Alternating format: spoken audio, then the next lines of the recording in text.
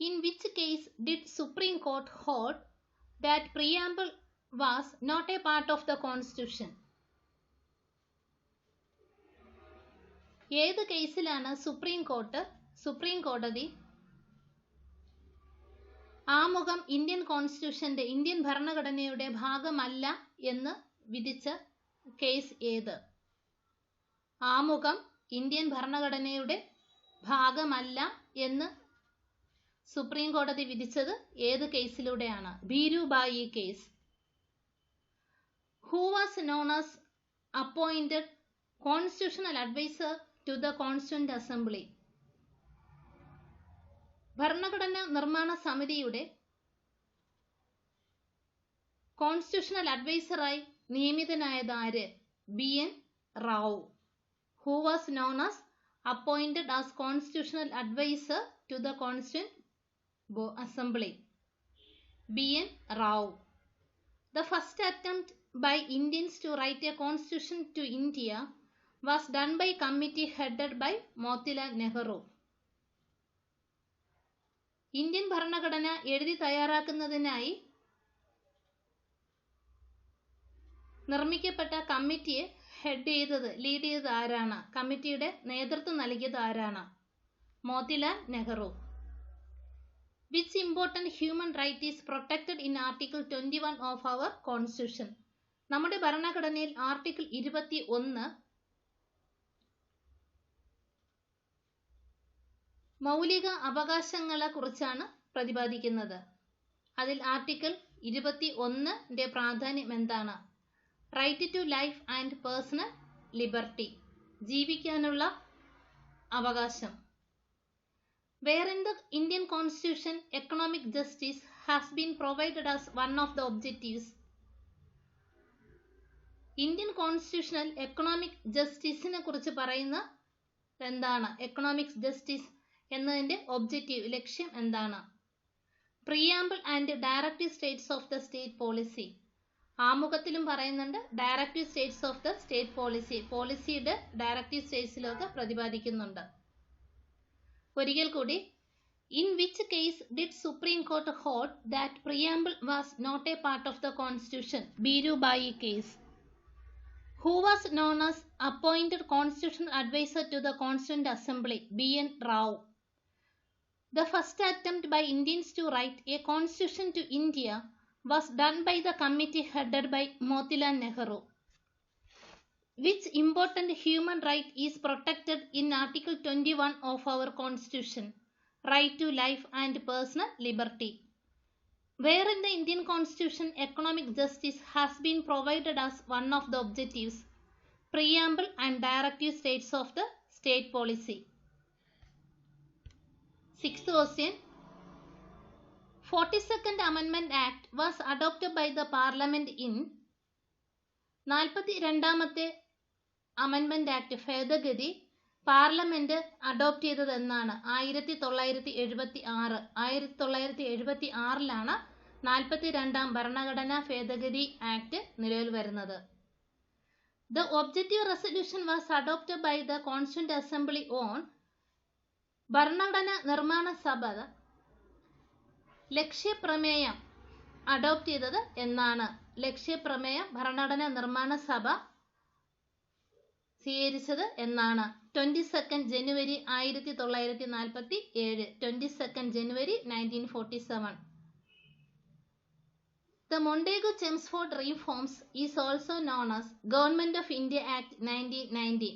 Government of India act 1919നെയാണ് Montagu Chelmsford reforms എന്ന് അറിയപ്പെടുന്നത്. The president's rule in a state can be continued at a stretch of maximum period of 1 year.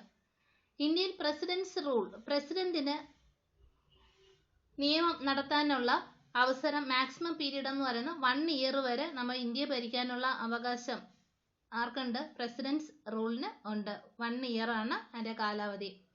President's rule of the state, ഒരു സ്റ്റേറ്റിന്റെ ഭരണപരമായ കാര്യങ്ങൾ നിർവഹിക്കാൻ പ്രസിഡന്റിന് അധികാരം നൽകുന്നത് മാക്സിമം 1 ഇയർ ആണ്. The president's rule in a state can be continued at a stretch of maximum period of 1 year.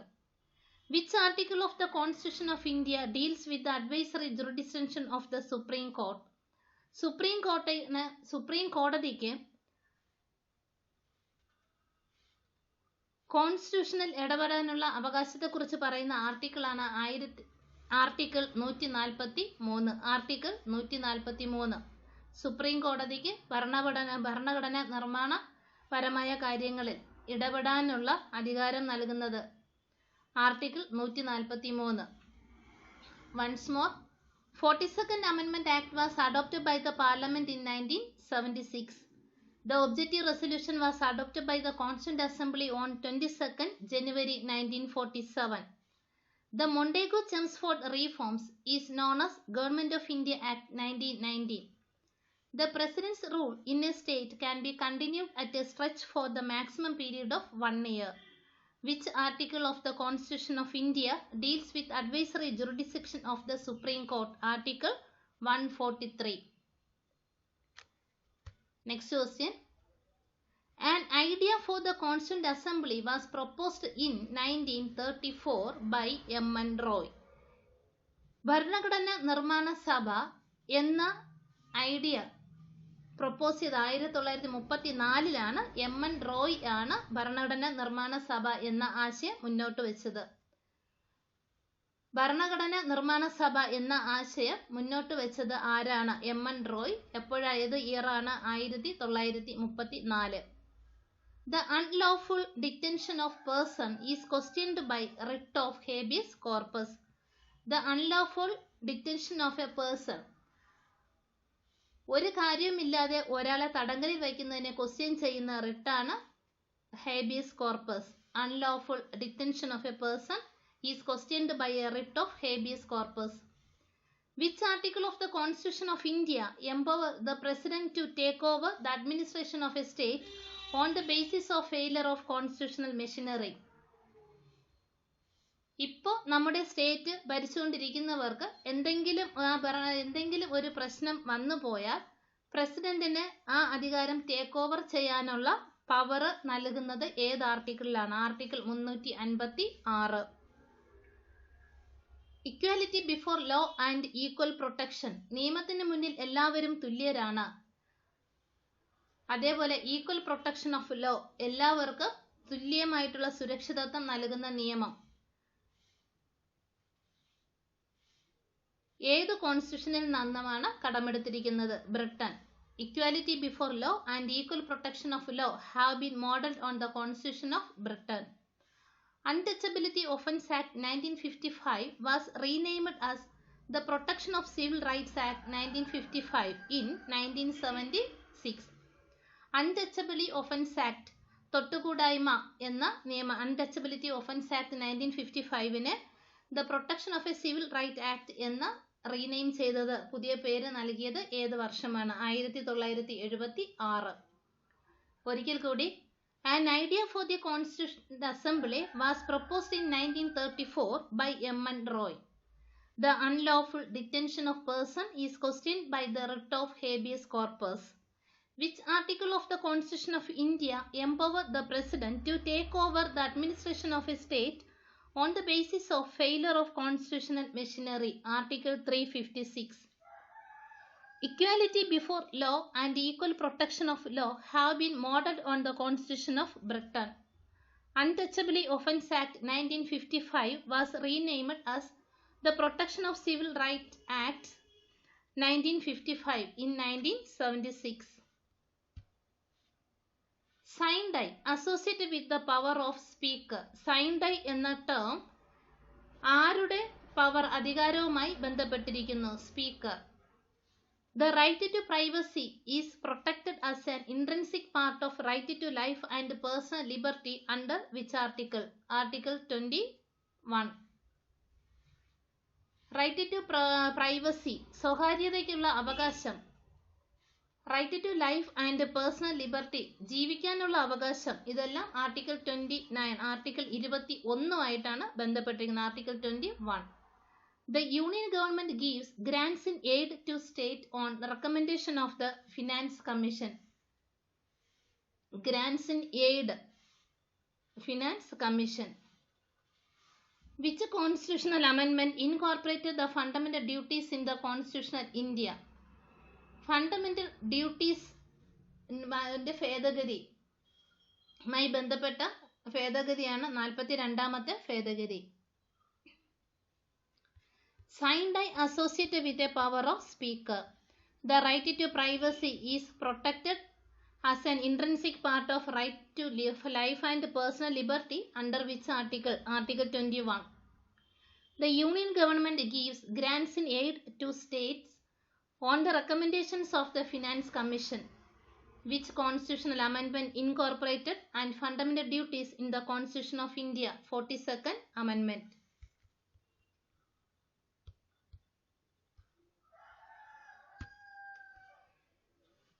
Which right was remarked by Dr. B.R. Ambedkar as the heart and soul of the Constitution? Indian ഭരണഘടനയുടെ ഹൃദയവും ആത്മാവും എന്ന് വിശേഷിപ്പിക്കുന്ന ഭാഗം ഏത്? Right to constitutional remedies. Article 32. Article 32ലാണ് right to constitutional remedies. Article 32നെയാണ് Indian ഭരണഘടനയുടെ ഹൃദയവും ആത്മാവുമായി B.R. അംബേദ്കർ വിശേഷിപ്പിച്ചത്. ഇവിടെ പല രീതിയിൽ നമുക്ക് ക്വസ്റ്റ്യൻ ചോദിക്കാം. Heart and soul of Indian constitution എന്നറിയപ്പെടുന്ന ആർട്ടിക്കിൾ ഏതാണെന്ന് ചോദിച്ചാൽ article 32. Article 32 right to constitutional റെമഡീസിനെ കുറിച്ച് പ്രതിപാദിക്കുന്ന ആർട്ടിക്കിൾ 32. Doctor B.R. അംബേദ്കർ ആണ് ആർട്ടിക്കിൾ 32നെ heart and soul of Indian constitution എന്ന് വിശേഷിപ്പിച്ചത്. The committee which examine the extravagance of the government estimate committee. Extravagance എന്ന ടേം എസ്റ്റിമേഷൻ കമ്മിറ്റിയുമായിട്ടാണ് ബന്ധപ്പെട്ടിരിക്കുന്നത്. The amending power of the Constitution of India is described in which article? നമ്മുടെ ഭരണഘടനയെ ഭേദഗതി ചെയ്യാം എന്ന് പറയുന്നത് ഏത് ആർട്ടിക്കിളിലാണ്? Article 368. The amending power of Constitution of India is described in which article? Article 368. Which article of the Constitution of India says there shall be a council of ministers with the Prime Minister as the head to aid and advise the President? There shall be a council of ministers. ഇവിടെ മന്ത്രിമാരുടെ ഒരു കൂട്ടവും അതിൽ prime minister വരും. അവരെ head ചെയ്തുകൊണ്ട് അവർക്ക് നേതൃത്വം കൊടുത്തുകൊണ്ട് പ്രസിഡന്റ് ഉണ്ട് എന്ന് പറയുന്ന കോൺസ്റ്റിറ്റ്യൂഷൻ ഏത്? എന്ന് പറയുന്ന കോൺസ്റ്റിറ്റ്യൂഷൻ ഭരണഘടനയിലെ ഭാഗം ഏത്? Article 74. Which article of the Constitution of India says ഇന്ത്യയിലെ ഏത് ഭരണഘടനയിൽ കോൺസ്റ്റിറ്റ്യൂഷനിലെ ഏത് ആർട്ടിക്കിളാണ് പറയുന്നത് there shall be a council of ministers? ഇവിടെ ഒരു കൂട്ടം മന്ത്രിമാരുടെ ഒരു കൗൺസിലും വിത്ത് എ പ്രൈം മിനിസ്റ്റർ. ആ കൗൺസിൽ ഒരു പ്രൈം മിനിസ്റ്റർ ഉണ്ട്. And headed to the aid and advice to the president. അതിന്റെ ഹെഡ് ചെയ്തുകൊണ്ട് നേതൃത്വം കൊടുത്തുകൊണ്ട് പ്രസിഡന്റ് ഉണ്ട് എന്ന് പറയുന്ന ആർട്ടിക്കിളാണ് ആർട്ടിക്കിൾ 74. ഒരിക്കൽ കൂടി. Which right was remarked by doctor B.R. Ambedkar as the heart and soul of the constitution? Right to constitutional remedies. Article 32. The committee which examine extravagance of the government estimates committee. The amending power of the Constitution of India is described in which article? Article 368. Which article of the Constitution of India says there shall be a council of ministers with the Prime Minister at the head to aid and advise the President? Article 74. Village Panchayat is organized under which article to the Constitution of India? Indian ഭരണഘടനയുടെ ഏത് ആർട്ടിക്കിളാണ് village പഞ്ചായത്തിനെ കുറിച്ച് പറയുന്നത്? Article 40. The Secretary General of the Lok Sabha is the administrative head of the Lok Sabha Secretariat. He or she is appointed by Speaker of Lok Sabha. Secretary General of Lok Sabha എന്നറിയപ്പെടുന്നത് ലോക്സഭയുടെ ഹെഡാണ്, administrative ഹെഡാണ്. അയാളെ appoint ചെയ്യുന്നത് ആരാണ്? Speaker of the Lok Sabha സ്പീക്കറാണ് appoint ചെയ്യുന്നത്. Who describe the prime minister of India as primus inter pares first among equals? Lord Morley. ആരാണ് prime മിനിസ്റ്ററിനെ primus inter pares എന്ന് വിശേഷിപ്പിച്ചത്? Lord Morley. The age to exercise franchise was reduced from 21 years to 18 years by which amendment? ഏത് ഭരണഘടനാ ഭേദഗതിയിലൂടെയാണ് പ്രായപൂർത്തി വോട്ടവകാശം 21 വയസ്സിൽ നിന്ന് 18 വയസ്സാക്കി കുറച്ചത്? 61-ാം ഭരണഘടനാ ഭേദഗതി, 61st Amendment. ഒരിക്കൽ കൂടി, village panchayat is organised under which article of the constitution of India? Article 40. The Secretary General of Lok Sabha is the administrative head of the Lok Sabha Secretariat. He or she is appointed by Speaker of Lok Sabha. Who described the Prime Minister of India as primus inter pares, first among equals? Lord Morley. The age to exercise franchise was reduced from 21 years to 18 years by which amendment? 61 Amendment. Which fundamental right is restrained by the Preventive Detention Act? Right to freedom. ഏത് മൗലിക അവകാശത്തെയാണ് ഒരിക്കലും തടഞ്ഞു വയ്ക്കാൻ പറ്റാത്തത്? Right to freedom. The directory principles of state policy have been adopted from?